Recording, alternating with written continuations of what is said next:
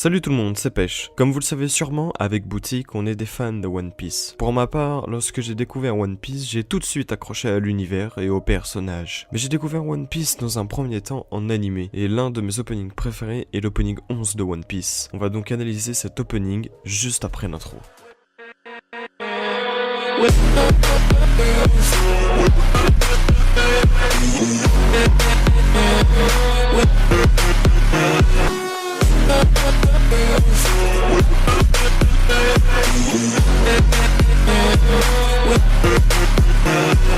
Tout d'abord, un opening c'est quoi? Déjà, lâchez un petit pouce bleu, ça fait toujours plaisir. Un opening c'est le générique de début d'un animé ou encore d'un film. Voilà, c'est tout. Enfin, sûrement pour la plupart d'entre vous. Alors qu'un opening ce n'est pas que ça. Un opening c'est une sorte de présentation de l'arc en cours. Il doit nous montrer des extraits de l'arc qui débute ou qui est en cours et aussi nous mettre la hype, entre guillemets. Car oui, un opening c'est aussi présent pour nous donner l'envie de rester. Sauf pour certains.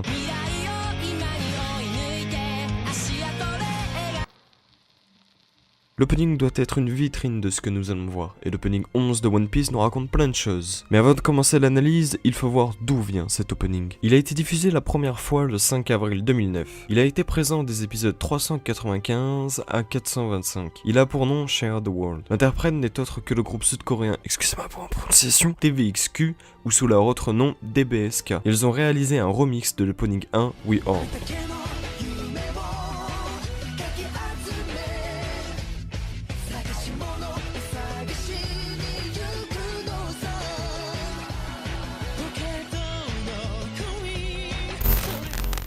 Ils ont aussi réalisé l'ending 17 Asuwa Kurukara qui a été diffusé en février 2006 de l'épisode 256 à 263.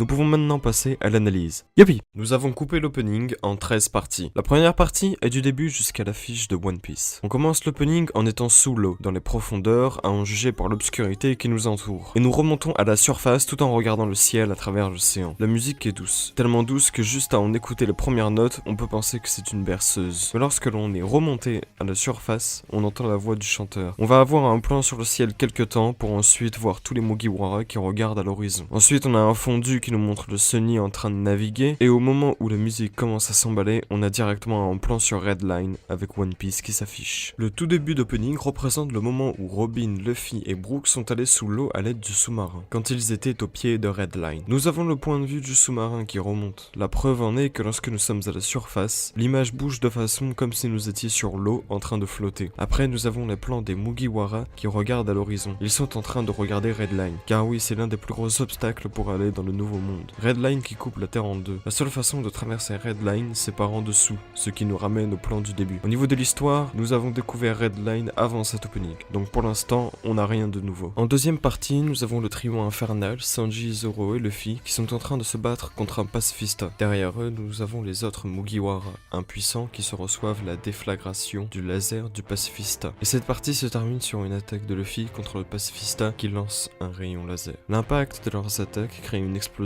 et une transition à la fois. Dans cette partie, la musique est très bien gérée, dans le sens où elle va bien avec le combat. Et le combat, quant à lui, est en rythme avec la musique, ce qui nous immisce encore plus dans la suite de l'opening. Au niveau de l'image, on est sur du noir et blanc, mais aussi de la couleur bleue. Je vous avoue que j'ai pas vraiment trouvé de signification, à part dire que ça représente l'océan, parce que oui, bleu c'est la couleur de l'océan. Plus sérieusement, dans cette période, au niveau IRL, si je me souviens bien, c'était un peu la mode du laisser une image en noir et blanc et n'afficher qu'une seule couleur. Oui, me demandez pas pourquoi. Par rapport à l'histoire, ça respecte bien l'arc en cours, car c'est un combat qui va arriver, et il sera des plus marquants. Pour cette troisième partie, nous avons la présentation de chaque Mugiwara, avec son nom et une description rapide en anglais de son passé et de son rêve, avec en fond une carte de Grand Line. Pour chaque Nakama, on a une description différente, normal vu que chaque personne a un passé et un but différent. Je vais pas vous dire ce qui est écrit, sinon la vidéo serait beaucoup trop longue. Donc si vous êtes curieux, allez voir l'opening et mettez pause. On peut voir chaque Mugiwara qui a une activité différente. Ce sont les activités de chaque personne de l'équipage quand le bateau fait une escale sur une île. Ce moment est purement du fanservice entre guillemets, car on ne verra jamais ce genre de passage dans l'arc en cours. Et après les plans sur chaque personnage, on a un plan sur tous les Mugiwara qui font une pause collective. Oui, une sieste quoi. Et c'est toujours pas dans l'animé ni dans le manga. Au niveau de la musique, tout est correct, rien n'est à redire. On est encore en rythme avec l'image et le passage plutôt chill de l'opening. Juste après, on a une unification de tous les Mugiwara qui se réunissent pour ce check, oui j'ai pas le vocabulaire. Ça nous montre le lien indéfectible entre tous les Nakama, surtout avec l'ellipse des 2 ans qui va arriver. Après leur check, on a une image qui remonte vers le soleil, comme si leur lien était le cœur, une de leurs raisons de vivre. Au niveau de l'histoire, on n'a pas ces scènes, mais la signification y est. Pour la 4ème partie, ici on n'a rien d'intéressant, c'est juste Luffy qui fait du surf. Voilà. C'est encore du fanservice, des scènes qui sont juste là à nourrir les yeux du spectateur. Le seul truc que je peux dire et encore redire, c'est que la musique va très bien avec l'image. Ensuite, pour la 5ème partie, on a tous les Mugiwara qui courent avec un coucher de soleil en fond. Là aussi, cette scène n'est pas présente dans l'anime, mais la signification, oui. On a tous les Mugi qui courent ensemble au même rythme. C'est qu'ils se suivent, ils resteront toujours ensemble. Puis on a un plan sur le Roger de Luffy qui bouge au rythme de la musique avec toujours un coucher de soleil en fond. Ce coucher de soleil représente la fin de la première aventure des Mugiwara, la fin de la première partie de Grand Line. Cette fin va causer une ellipse de 2 ans, mais pour notre plus grand bonheur et pour celui des Mugiwara. Et pour qu'après ces 2 ans, ce coucher de soleil devienne un soleil haut dans le ciel, rayonnant et d'une chaleur torride. Oui, très torride.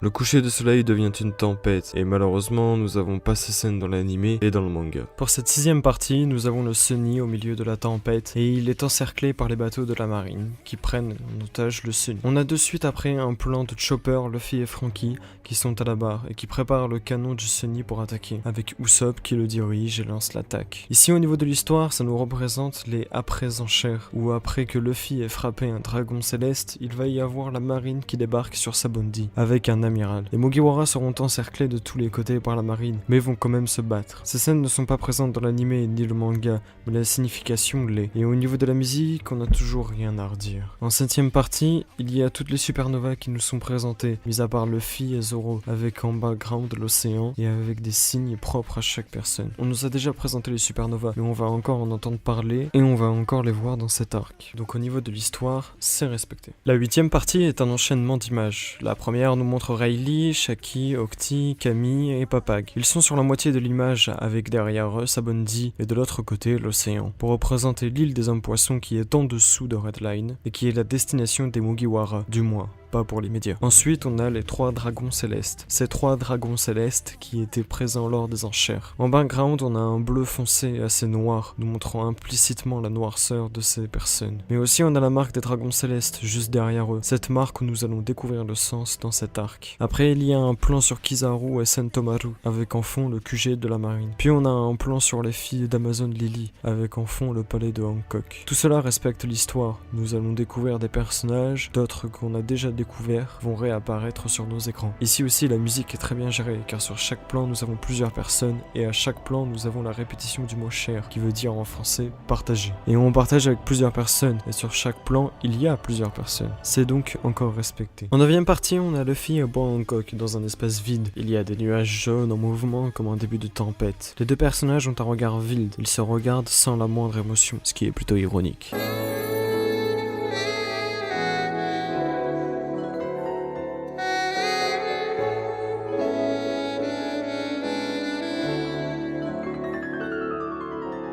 Le début de la tempête peut représenter le bordel que va faire Luffy sur Amazon Lily, où il va changer les femmes sur leur avis par rapport aux hommes. Il va enfreindre des règles qui sont des plus importantes de l'île, mais aussi ce qu'il va apprendre sur Amazon Lily, des informations très importantes pour la suite de One Piece, comme la marque des dragons célestes ou encore l'exécution de Ace. Luffy le dit lui-même que c'est trop d'informations pour lui d'un coup en une seule journée, ce qui peut aussi justifier la tempête. Pour la 10ème partie, nous avons le défilé des 7 grands corsaires, mis à part Hancock, qui n'est pas présente vu qu'on l'a vu juste avant. On va découvrir Barbe Noire qui est un nouveau grand corsaire, et le dernier grand corsaire, Jinbei, qui lui est le seul à être posé, salement assis, et qui ne bouge pas d'un pouce. L'histoire est encore respectée car Marineford arrive et les grands corsaires sont présents, et Jinbei est emprisonné à Impel Down car il ne souhaite pas se battre contre Barbe Blanche qui protège son île, d'où le fait que Jinbei soit dans l'ombre, assis, car il est posé et sage, et c'est les conséquences que cette guerre aura sur le monde entier. Pour la 11ème partie, on enchaîne avec Luffy qui se se bat avec les gardes de Impel Down. Là aussi c'est un plaisir de voir cette scène, même si elle n'est pas présente, car Luffy fera une infiltration discrète, donc il évitera cette situation, mis à part à la fin, mais c'est autre chose. Donc on a Luffy à Impel Down en train de se battre contre plusieurs gardes, puis il tend la main pour attraper quelque chose, et là on voit Ace enchaîné, donc Luffy essaye d'attraper Ace pour le ramener, mais en vain car l'image prend feu. C'est une référence à la carte de vie de Ace qui brûle pour la première fois à la fin de Thriller-Back.